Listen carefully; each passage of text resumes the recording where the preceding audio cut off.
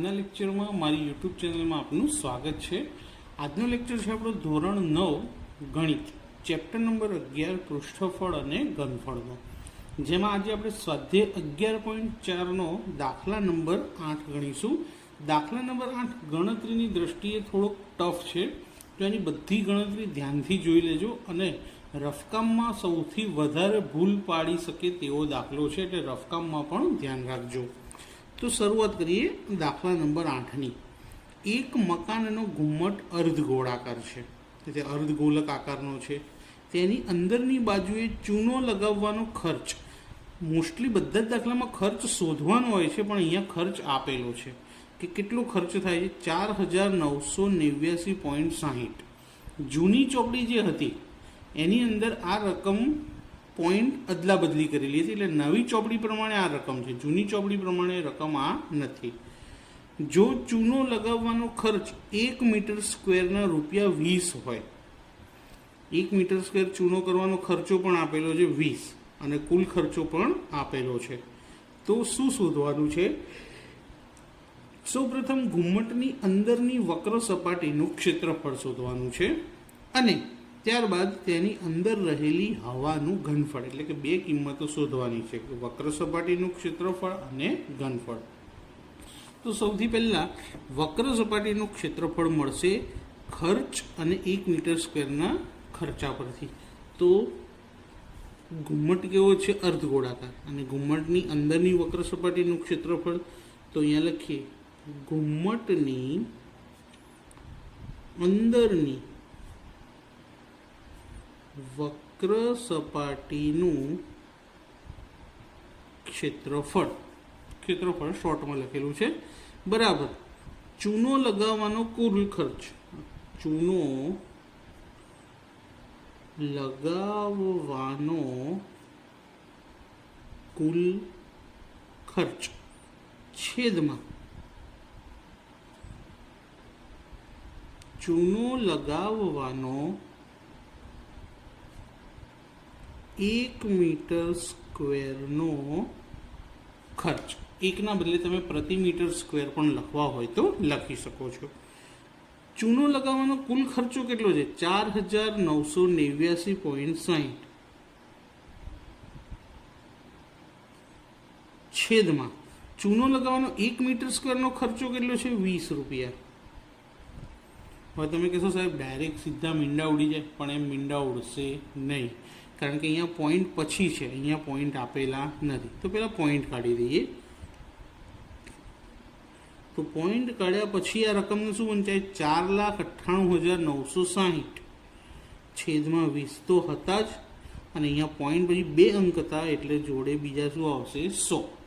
તો સૌથી પહેલાં 0 0 ઉડાડી દીધી। હવે આ જે રકમ છે એને 2 વડે આપણે શું કરવાનો છે?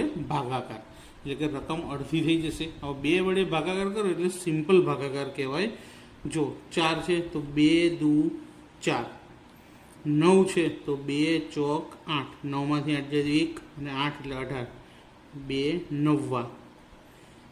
ત્યારબાદ ફરી 2 ચોક 8, 6, 1 વધ્યા 6, 2 હેઠા 16 અને છેદમાં કેટલા વધ્યા? 100। આને 2 વડે આપણે ભાગી દીધા, તો કેટલા મળ્યા આપણને? 24,948। હવે એના છેદમાં 100, તો 24,948 છેદમાં 100 એટલે 2 મીંડા કાપી દેશે, એટલે કે 2 પોઈન્ટ જશે, તો 249.48 મીટર સ્ક્વેર। આ શું મળ્યું આપણને? ઘુમ્મટની અંદરની વક્ર સપાટીનું ક્ષેત્રફળ, એટલે કે પહેલો આન્સર આપણો મળી ગયો। હવે બીજો સવાલ શું છે? ઘનફળ શોધવાનો। પણ ઘનફળ શોધવું હોય તો એની માટે પહેલાં આપણી પાસે આરની વેલ્યુ હોવી જોઈએ, એટલે કે ત્રિજ્યા હોવી જોઈએ। હવે ત્રિજ્યા આપણે આ વક્ર સપાટી પરથી શોધી લઈશું। તો અહીંયા લખીએ કે અંદરની વક્ર સપાટીનું ક્ષેત્રફળ કોની અંદરની? તો ઘુમ્મટની અંદરની। હવે ઘુમ્મટનો આકાર આપણને કેવો આપેલો છે? અર્ધગોળાકાર। તો ઘુમ્મટ અર્ધગોળાકાર છે એટલે એની વક્ર સપાટીનું ક્ષેત્રફળ આવશે 2πr². ક્ષેત્રફળ આપણી પાસે છે 249.48. હવે પોઈન્ટ પહેલાં કાઢી લઈએ અને છેદમાં શું લખી દઈએ? ડાયરેક્ટ 100 ઇક્વલ 2 ગુણ્યા પાઈની કિંમત 22/7. ત્રિજ્યા આપણને આપી નથી. હવે ત્રિજ્યા શોધવા માટે આ બધી કિંમતને ડાબી બાજુ લઈ જવી પડશે. તો 24,948 ગુણ્યા 7 છેદમાં 2 ગુણ્યા 22 અને સામે શું રહેશે? r². અને આ 100 હતા છેદમાં જેમના એમ લખી દીધા. હવે સૌથી પહેલાં તો આપણે શું કરીશું? 24,948ને 2 વડે ભાગાકાર કરીએ. તો 2 વડે ભાગ કરીએ તો અડધા થઈ જાય. 24ના અડધા 12, 9ના અડધા ના થાય પણ 4, 1 14ના 7 અને અહીંયા 4. તો 12,474. કોના અડધા થયા? 24,948. હવે એને કેટલા વડે ભાગવાના છે? 22 વડે. એ હું તમને રફકામ કરીને બતાડું કે 12,474 12,474 ભાગ્યા કેટલા? 22. સૌથી પહેલાં તો ભાગ ચાલશે 22 પંચા 110. 4 એમના એમ, 2માંથી 1 જાય તો 1, ઉપરથી ઉતાર્યા 7. હવે ભાગ ચાલશે 22 છંગ 132. 7માંથી 2 જાય તો 5, 4માંથી 3 જાય તો 1, 0 ઉપરથી ફરી ઉતરશે 4. 22 સિત્તા 154. તો છેદ ઉડીને 567 આવશે. તો 22 ઉડી જશે અને આખી રકમ ઉડી જશે. શું આવશે? 567. હવે 567 ગુણ્યા કેટલા કરવાના? 7. અને શું મળ્યું કહેવાય આપણને? r².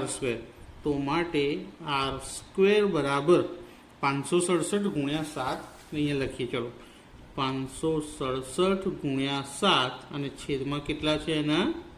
100. હવે ગુણાકાર કરીને કેટલા પોઈન્ટ કાપવા પડશે? 2. તો 567 ગુણ્યા 7, 7 7 49 વધી 4, 7 42, 42 અને 4 46નો છગડો વધી 4, 7 5 35 અને 4 39. 2 પોઈન્ટ કાપી લઈએ તો 39.69. તો r² બરાબર શું મળ્યું? 39.69. પણ આ r² મળ્યા છે આપણને, હજી r મળ્યા નથી. તો અહીંયા r બાજુમાં લખી દઈએ આપણે કે r બરાબર આનું વર્ગમૂળ કાઢવું પડશે. તો એ પણ કેવી રીતે નીકળે એ પણ સેવી લઈએ. જુઓ 39.69. છેલ્લેથી 2 રકમ. તો ભાગ ચાલશે છાયો છાયો 36. 3 વધે, પોઈન્ટ આવ્યો નીચે એટલે અહીંયા ઉપર મૂકી દેવાનો. અને આ 6 ને આમાં ઉમેરીએ તો કેટલા થઈ જાય? 12. હવે ભગડીઓ ચાલશે 121 એકા, 122 દુ, 123 તરી. તો જુઓ 123 તરી કરીએ તો 3 તરી 9, 3 દુ 6, 3 એકા 3, 369 આવી ગયા. તો 123 તરી 369, 0 કેટલા આવ્યા? 6.3. તો r બરાબર 6.3 મીટર. આ આપણને ત્રિજ્યા મળી ગઈ. અહીંયાથી ડાયરેક્ટ અહીંયા લખી દીધું છે મેં, પત્તું ના ફેરવવું પડે એટલે. તો ત્રિજ્યા મળી. એક જવાબ આપણે પહેલાં શોધી નાખ્યો હતો, વક્ર સપાટીનું ક્ષેત્રફળ. ત્યારબાદ r શોધ્યો. હવે શું શોધીશું આપણે? કે ઘુમ્મટની અંદર રહેલી હવાનું ઘનફળ. અને એના માટે r બરાબર કેટલા લેવાના? 6.3 મીટર. તો ઘુમ્મટમાં રહેલી હવાનું ઘનફળ. તો ઘુમ્મટનો આકાર કેવો હતો? અર્ધગોલક હતો. તો અહીંયા લખી દઈએ કે અર્ધગોલકનું ઘનફળ. અર્ધગોલકનું ઘનફળ શું થાય? 2/3 પાઈ r/3. યાદ રાખજો, અર્ધગોલકના સૂત્રમાં અને ગોલકના સૂત્રમાં ઘનફળમાં ઘન આવે છે, બાકી ક્યાંય આવતો નથી. કિંમતો મૂકીએ. 2/3 પાઈ 22 સપ્તમાંશ. હવે ત્રિજ્યા 6.3 હતી તો આપણે 63/10 લખી શકાય ને, પોઈન્ટ કાપી લઈએ તો. અને 3 ઘાત હતી એટલા માટે ત્રિજ્યા કેટલી વખત લખી? 3 વખત લખી. હવે બને એટલા છેદ ઉડાડી દઈએ તો 7 × 9 = 63, 3 તરી 9. હવે 22 × 2 = 44 અને 44 × 3 અથવા તો 22 તરી 66. 66 × 2 કરીએ તો 132. 132 × 63 × 63 કરીને અહીંયા લખીએ અને છેદમાં 10 10 3 વખત છે એટલે શું આવશે? 1000.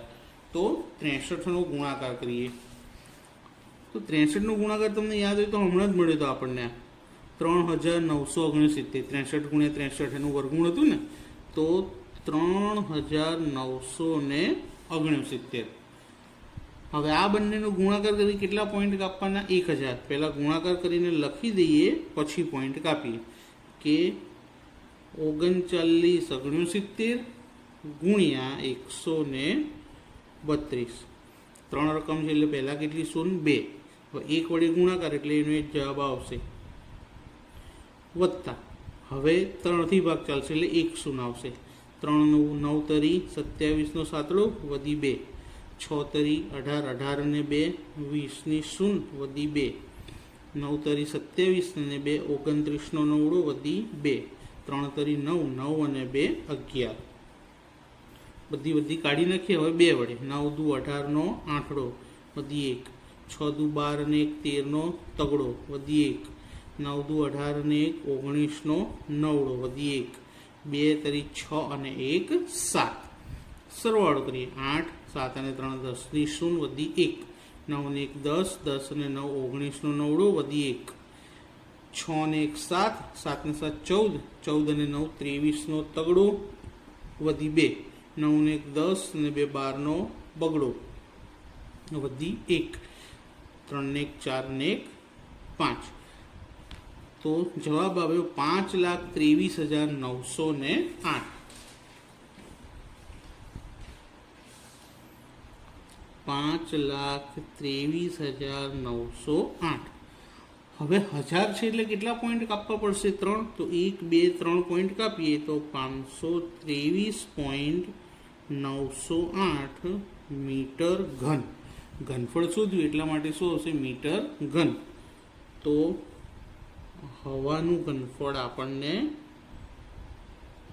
મળી ગયું કે ઘુમ્મટમાં કેટલી હવા હશે? 523.908 મીટર ઘન.